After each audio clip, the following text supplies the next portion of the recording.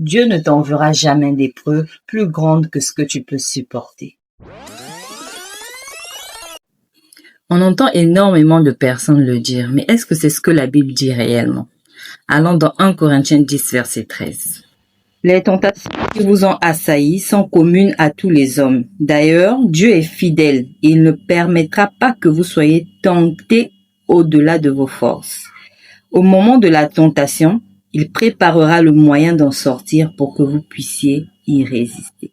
Nous avons bien lu que la Bible ne parle pas d'épreuves, mais de tentation. On est d'accord là-dessus. Sinon, toi-même, tu sais que tu as vécu des épreuves tellement difficiles que tu as l'impression de brûler à l'intérieur de toi. Tu meurs et tu ressuscites au même moment, de manière simultanée.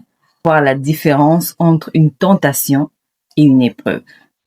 La tentation est une incitation au mal, au péché ou à la désobéissance à Dieu, souvent perçue comme une suggestion du diable ou de la convoitise personnelle. L'épreuve, par contre, est une difficulté ou une situation de test permise par Dieu pour éprouver la foi, la fidélité et fortifier le caractère du croyant. Tu vois que ce n'est pas pareil, non?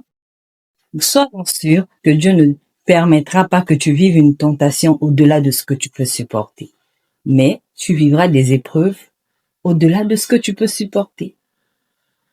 Parce que c'est au travers de ces épreuves-là que tu comprendras la vraie force qui se cache à l'intérieur de toi. Je l'ai dit hier.